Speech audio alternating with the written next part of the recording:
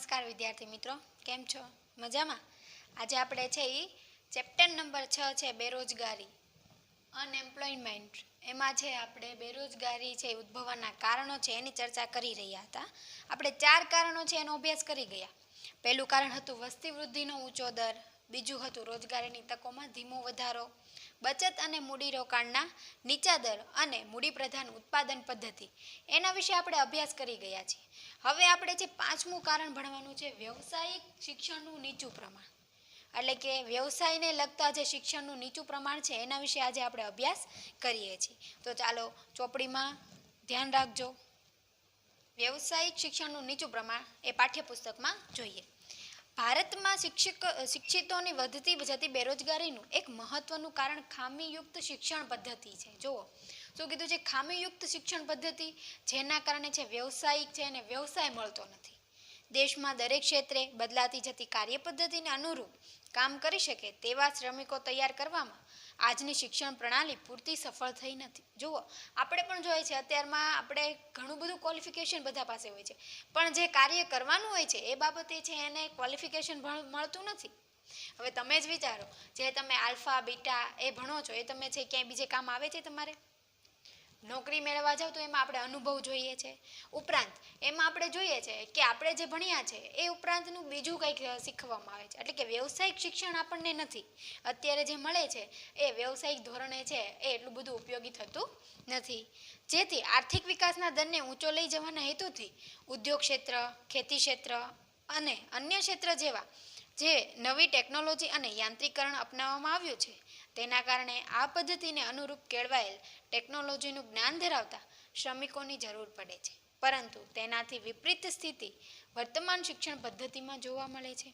જુઓ આપણે જોઈએ છે હવે શિક્ષણ પદ્ધતિમાં તો જોયું કે વ્યવસાયિક શિક્ષણ નથી મળતું, પણ ખેતી ક્ષેત્રે પણ અત્યારે તમે જુઓ છો કે ખેતી ક્ષેત્રે નવી પદ્ધતિ આવી છે, આધુનિક ટેકનોલોજી આવી છે. ઉપરાંત શું થયું કે તમને ખબર હશે કે ફાર્માસ્ટિક છે એના વિશે અત્યારે ભણવાનું હોય છે કે એ સ્ટડી કરે એટલે છે ફાર્મર ખેતી કરી શકે. ખેતી કરશે એટલે કે જે ખેડૂતને ટેકનોલોજીની નથી ખબર, એને માહિતીની નથી ખબર, તો એ છે આ ફાર્માસ્ટિકનું ભણેલા હશે એને ખબર હશે કે આ રીતના ખેતી કરે તો પાક છે સફળ થાય છે, ઉત્પાદન વધારે થાય છે. પરંતુ તેનાથી વિપરીત સ્થિતિમાં શિક્ષણ પદ્ધતિ જોવા મળે છે. પરિણામે આવા કુશળ શ્રમિકો મળતા નથી, કારણ કે શિક્ષણ ક્ષેત્રે વ્યવસાયિક શિક્ષણનું પ્રમાણ ખૂબ જ ઓછું છે. વર્તમાન શિક્ષણ માનવીનું માનસિક અને શારીરિક ઘડતર કરવામાં નિષ્ફળ નીવડ્યું છે. જો શું કહે છે, ગરીબી ઉદ્ભવવાનું કારણ, બેરોજગારી ઉદ્ભવવાનું કારણ જ એ છે કે માનવીને છે માનસિક અને શારીરિક ઘડતર છે એમાં નિષ્ફળ થાય છે. કે માનસિક રીતે આપણે જોજો 10મા ધોરણ સુધી તમને કોન્ફિડન્સ ન હોય, હું 10મા પાસ થાઈશ, નહીં થાય એવી બીક રહેલી હોય. એટલે કે આપણું માનસિક ઘડતર નથી થતું, શારીરિક ઘડતર પણ નથી થતું, કે આપણે તૈયાર નથી થતા એટલા બધા કે હું છે આ વસ્તુ કરવા માટે મારામાં કોન્ફિડન્સ છે, હું આટલા નંબર લાવી શકીશ. એ છે તમારામાં આત્મવિશ્વાસ નથી જાગતો. તેથી શિક્ષણ મેળવ્યા પછી પણ વ્યક્તિ સ્વરોજગારી મેળવી શકે તેટલી પણ તેમનામાં ક્ષમતા આવતી નથી અને બેરોજગારીની સમસ્યાનો ભોગ બને છે. જુઓ અત્યારે તમે જુઓ છો એન્જિનિયર કરેલું હોય, મિકેનિકલ કરેલું હોય, ઘણો બધો આગળ ભણેલા PhD કરેલું હોય, છતાં એને છે એ જોબ મળતી નથી, નોકરી મળતી નથી. શેના કારણે? કે શારીરિક અને માનસિક ઘડતર નથી થયેલું. એને આગળ જતાં વિચારવું પડે કે હું ધોરણ 12 પાસ થઈશ, પછી કોલેજ કરીશ, પછી હું શું કરીશ, મને શેમાં કયા ફિલ્ડમાં જાશ, મને કઈ નોકરી મળશે એ પણ ખ્યાલ હોતો નથી. તો એ વ્યક્તિને જોઈ શકીએ કે આટલું બધું ક્વોલિફિકેશન મેળવ્યું છે છતાં એ આગળ નક્કી કરી શકતો નથી. એવું અત્યારે છે આપણે વર્તમાન પરિસ્થિતિમાં ઘણું જોવા મળે છે કે મારે કઈ લાઈન તરફ જવું. જો કેમ એક ઘેટું ચાલ્યું જતું હોય તો એની પાછળ છે લાઈનમાં બધા ચાલ્યા જતા હોય, એવું અત્યારનો ટ્રેન્ડ છે કે એક વ્યક્તિ જાય એની પાછળ બધા ચાલ્યા જાય. મારા ભાઈબંધ કે બેનપણીએ કોમર્સ લીધું તો હું કોમર્સ લઉં, મારા ભાઈબંધ કે બેનપણીએ સાયન્સ લીધું તો હું સાયન્સ લઉં. એવું નહીં, તમારા મનમાં જે આવે, તમને જે વિષયમાં ફાવટ છે, જે વિષય તમે કરી શકો છો, તમને કોન્ફિડન્સ છે કે ના હું સાયન્સ લઈશ તો હું આગળ છે મારી જે ફિલ્ડમાં જવું છે ફિલ્ડમાં હું જઈ શકીશ. તમારું જે ધ્યેય નક્કી હોવું જોઈએ. ધ્યેય વગર ચાલશો તો કાંઈ શક્ય નહીં બને. ધોરણ 10 પૂરું થાય પછી તમારું પગથિયું થાય, પગથિયું ચડે કે તમારી છે એ ભવિષ્યની છે એ આપણે સીડી કહેવાય ધોરણ 10 પછી, કે આપણે કયા ફિલ્ડમાં જાશું તો મને છે સારી નોકરી મળશે. હવે જોઈએ બીજો, છઠ્ઠો, માનવ શક્તિના આયોજનનો અભાવ. પછીનો પોઈન્ટ છે આ હતો 5મો, આ છે 6ઠ્ઠો, માનવ શક્તિના આયોજનનો અભાવ.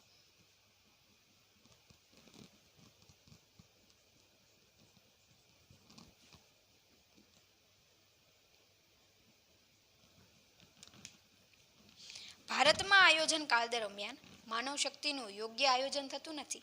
દેશમાં વર્તમાન સમયે જે પ્રકારની શ્રમની માંગ થાય છે તે સંદર્ભમાં પૂરતા યોગ્ય શ્રમનો પુરવઠો પ્રાપ્ત થાય તેવા પ્રકારની માનવ શક્તિનું આયોજન કરવા માટે શિક્ષણ વ્યવસ્થા ઊભી થઈ નથી. દેશના આર્થિક વિકાસમાં કેટલાક અને કેવા પ્રકારના માનવ શ્રમની જરૂર ઊભી થશે તે અંગેના ચોક્કસ અંદાજો કર્યા વગર શિક્ષણનો વ્યાપ વધારવામાં આવી રહ્યો છે. જુઓ, માનવ શક્તિ છે પોતાના આયોજનકાળ દરમિયાન માનવ શક્તિ યોગ્ય આયોજન કરી નથી શકતું કે વર્તમાન સમયમાં છે કયા પ્રકારના શ્રમની માંગ વધારે છે તો એ ફિલ્ડમાં હું જાઉં. આપણને ખબર છે કે કયા શ્રમ અત્યારે બધાને છે કમ્પ્યુટર આવડવું જરૂરી છે, એની માંગ વધારે છે. એ વ્યક્તિ છે ક્યારેય છે ફ્રી બેઠશે નહીં. એને જો કમ્પ્યુટર આવડતું હશે તો એ વ્યક્તિ છે કાર્ય મેળવી શકશે. અને ઉપરાંત શું થાય કે એવી પ્રકારની છે માનવ શક્તિનું છે આયોજન કરી શકે કે માનવી છે એ કયા પ્રકારનું કાર્ય કરી છે એ છે એનું છે શું જોવા મળે છે, આપણને નિષ્ફળતા જોવા મળે છે. દેશના આર્થિક વિકાસમાં કેટલાક અને કેવા પ્રકારના માનવ શ્રમની જરૂર ઊભી થશે તે અંગેના ચોક્કસ અંદાજો કર્યા વગર શિક્ષણનો વ્યાપ વધારવા આવી રહ્યો છે. પરિણામે પ્રતિ વર્ષે લાખો શિક્ષિત યુવાનો ડિગ્રી તો મેળવે છે, પણ જેમની પાસે વર્તમાન આર્થિક વિકાસને અનુરૂપ જ્ઞાન, તાલીમ, શિક્ષણ ના હોવાથી તે શિક્ષિત હોવા છતાં બેરોજગારીનો ભોગ બને છે. જુઓ, આપણે જોઈએ છે કે આપણે એક જ 11 કે 12 ભણતા હોય છે. નહીં, તમે પણ છે 12મું પૂરું થાય પછી તમારે પણ ધોરણ 12 પાસ થઈ ગયા એ તમને સર્ટિફિકેટ મળી જશે, રિઝલ્ટ આવી જશે તમારી પાસે. પછી તમે કોલેજમાં આવશો તો ઘણા બધા એવા લાખો કરોડો સ્ટુડન્ટ છે જે 12 પાસ થઈ અને કોલેજ ગ્રેજ્યુએશન પૂરું કરે છે, ડિગ્રી તો મેળવે છે, છતાં એને તાલીમ, શિક્ષણ, અત્યારે વર્તમાન પરિસ્થિતિનો છે જ્ઞાનનો અભાવ હોવાને કારણે છે બેરોજગારી ઉદ્ભવે છે. આ માનવ શક્તિનું આયોજનની ખામીનું સીધું પરિણામ છે કેટલાક સંજોગોમાં રોજગારી કે વિકાસને અપૂરતી તકને કારણે ઉચ્ચ લાયકાત ધરાવતા ડોક્ટરો, એન્જિનિયરો દેશમાં યોગ્ય કામ ના મળતા વિદેશમાં જાય. જો આપણે જોઈએ છે હાલમાં આપણા દેશની પરિસ્થિતિ આ જ છે કે આપણા ભારતમાં છે એ શું કરે, યોગ્ય શિક્ષણ ન મળે તો વિદેશમાં છે સ્ટડી કરવા ભણવા માટે. આપણે જોયું તો અત્યારની પરિસ્થિતિમાં કોરોના છે ત્યારે વિદેશમાંથી કેટલા બધા સ્ટુડન્ટો આવ્યા, લાવવા પડ્યા બહારથી. તો તમે વિચારો કે એ સ્ટુડન્ટો છે ભારતમાં છે શિક્ષણ પદ્ધતિના ખામીને લીધે છે એ બહાર ભણવા ગયા હતા. એ લોકો છે ડૉક્ટર, એન્જિનિયરની પદવી બહાર મેળવવા ગયા હતા. આપણે અહીંયા છે પગાર ઓછો છે તો ત્યાં નોકરી કરવા માટે જાય છે, સારું ભણતર અહીંયા મળે છે, ક્વોલિફિકેશન અહીંયા લઈ લે અને પછી છે નોકરી કરવા માટે ક્યાં જાય, વિદેશમાં જાય, સ્થાયી પણ ત્યાં થઈ જાય છે. જેમ બ્રિટિશ શાસનના સોનાનો એક તરફી પ્રથા એટલે કે ડ્રેન ઓફ ગોલ્ડ ભારતમાં બ્રિટન તરફ જોવા મળેલ છે, તેવી જ રીતે વર્તમાન બુદ્ધિધનનો એક તરફી પ્રવાહ ડ્રેન ઓફ બ્રેઇન ભારતમાંથી વિદેશ તરફ જોવા મળે છે. જો તમે જો કે બ્રિટન તરફ જોવા મળે છે, ભારતમાં આપણે છે સોનાનો એક તરફી પ્રથા એટલે કે બ્રિટિશ શાસનમાં જોયું હતું ને કે ભારતમાં છે એ લોકોને આપણા ઉપર નજર હતી સોના લેવા માટે, તો ડ્રેન ઓફ ગોલ્ડ હતું. અને જ્યારે હવે લોકોને છે એ શિક્ષણ પદ્ધતિ મેળવવી છે ક્યાં, બહાર એટલે કે વિદેશમાં મેળવવી છે, તો શું કીધું છે ડ્રેન ઓફ બ્રેન એટલે કે વિદેશમાંથી છે એ વ્યક્તિઓ આપણે કહીએ છીએ કે વિદેશ ગયો છે તો આપણે નથી કે ઓહો એ વ્યક્તિ વિદેશ ભણવા ગયો છે, એ વ્યક્તિ છે એ ત્યાં વ્યવસ્થિત કાર્ય કરી શકે. તમને પણ ખબર હશે કે ત્યાં છે ત્યાંના પગાર ધોરણને અહીંના પગાર ધોરણમાં ફેરફાર જોવા મળે છે. તો આ માનવ શક્તિના આયોજનના અભાવને કારણે પણ છે એ બેરોજગારી ઉદ્ભવે છે. પછીનો છે જાહેર ક્ષેત્રની બિનકાર્યક્ષમતા. 7મો પોઈન્ટ છે જાહેર ક્ષેત્રની બિનકાર્યક્ષમતા.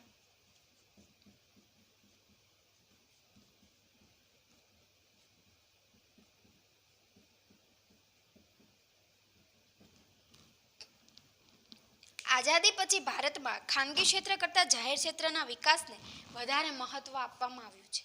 જો હવે જોઈએ છે કે ખાનગી ક્ષેત્ર છે એની કરતાં જાહેર ક્ષેત્રના વિકાસને છે એ મહત્ત્વ કેમ આપવામાં આવ્યું. પહેલાં ખાનગી ક્ષેત્રને વિકસાવવામાં આવતો હતો, કેમ કે એ ક્ષેત્ર છે એ જાહેર ક્ષેત્ર કરતાં વધારે અસરકારક બનતું, પરંતુ હવે જાહેર ક્ષેત્રને છે એ ધ્યાન આપવામાં આવ્યું છે. જાહેર ક્ષેત્રના એકમોની સંખ્યા અને તેમાં મૂડીરોકાણમાં ખૂબ વધારો થયો છે. જાહેર ક્ષેત્રે રોજગારીના સર્જનના જે અંદાજો કરવામાં આવ્યા હતા તે પ્રમાણે રોજગારીનું સર્જન કરવામાં આવે. જાહેર ક્ષેત્રની નબળી કાર્યક્ષમતાને કારણે સફળ થયા નથી. જો આપણે જોઈએ છે મોસ્ટ ઓફ બધાને છે એ ગવર્મેન્ટ જોબ જોતી હોય, તમને પણ ખબર હશે. એક મિનિટ હો.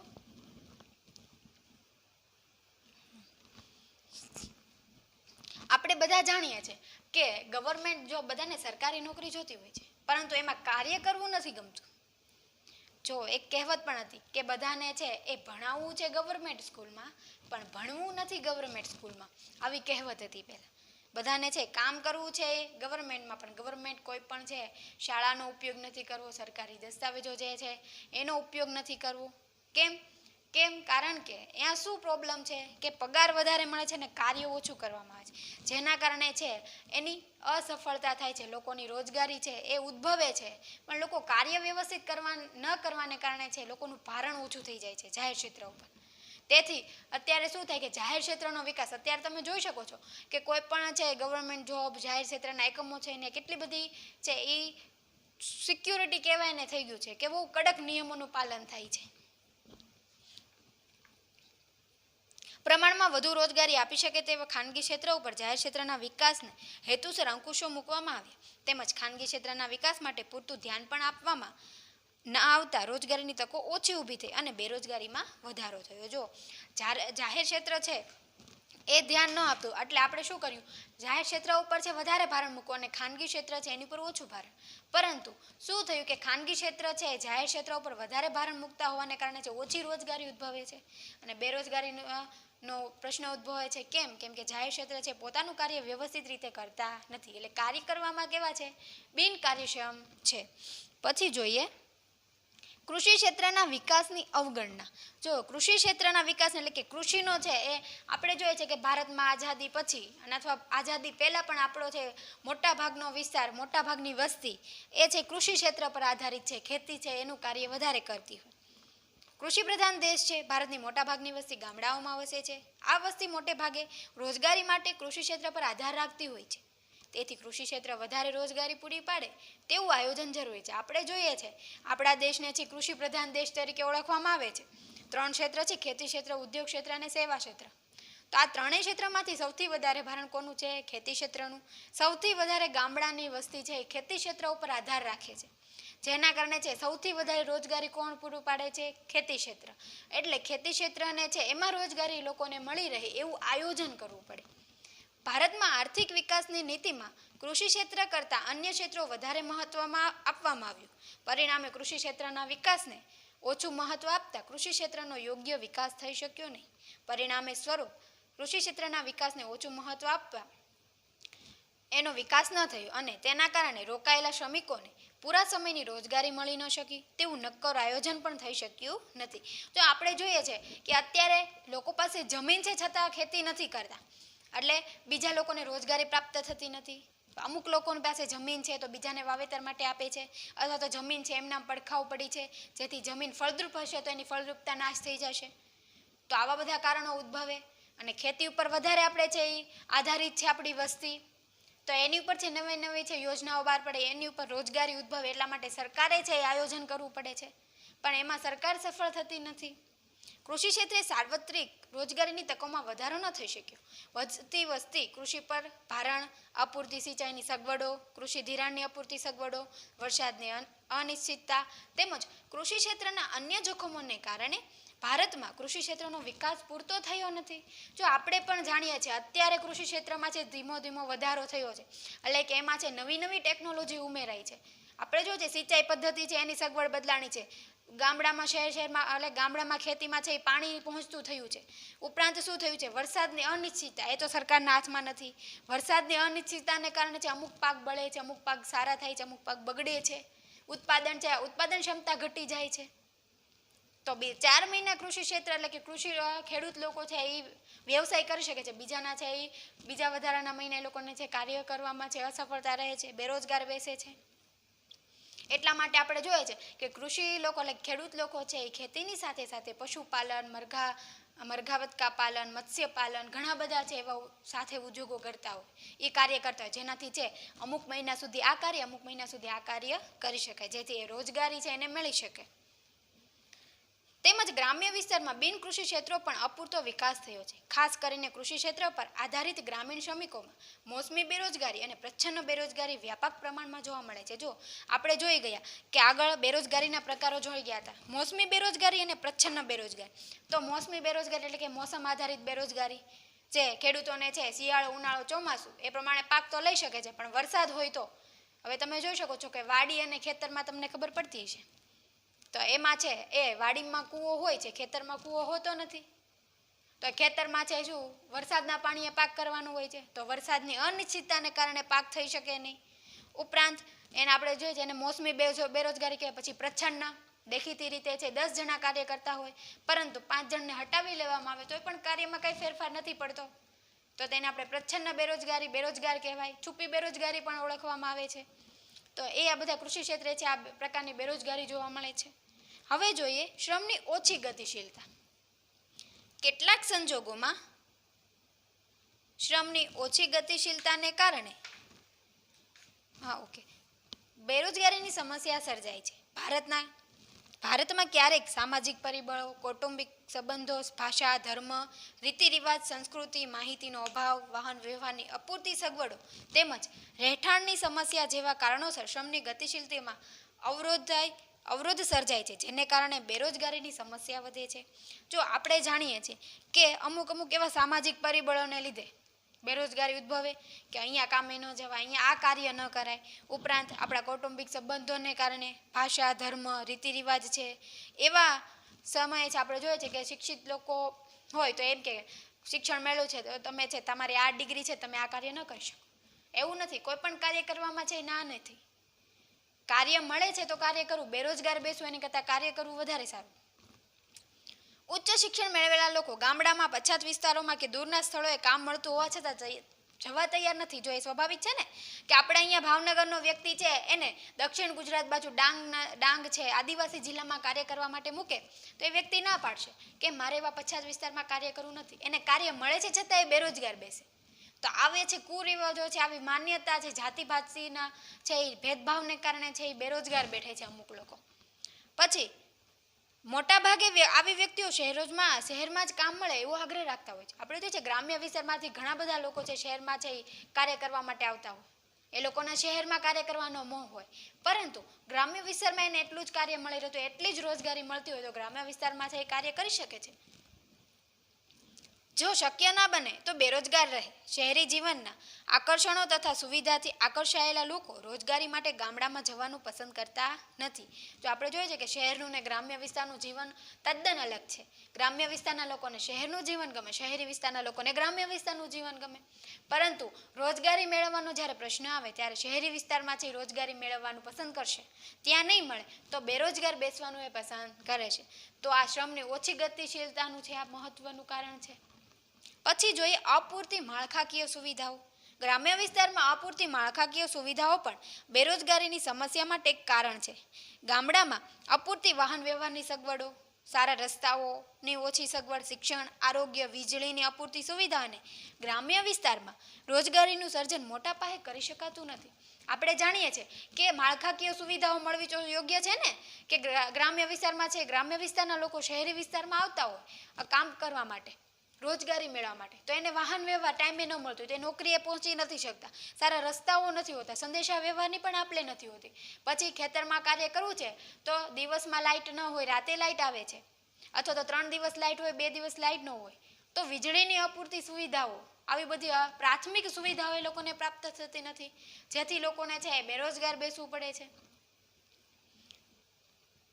જેમ કે ગામડામાં ઉદ્યોગ માટે સસ્તા દરે શ્રમિકો અને કૃષિ ક્ષેત્ર સાથે સંકળાયેલા ઉદ્યોગોને કાચો માલ સરળતાથી મળી શકે છે, પરંતુ ત્યાં ઉદ્યોગો માટે સતત અને અપૂરતી વીજળી સગવડને અભાવ હોવાને કારણે લોકો ગ્રામ્ય વિસ્તારમાં ઉદ્યોગો સ્થાપવા તૈયાર થતા નથી.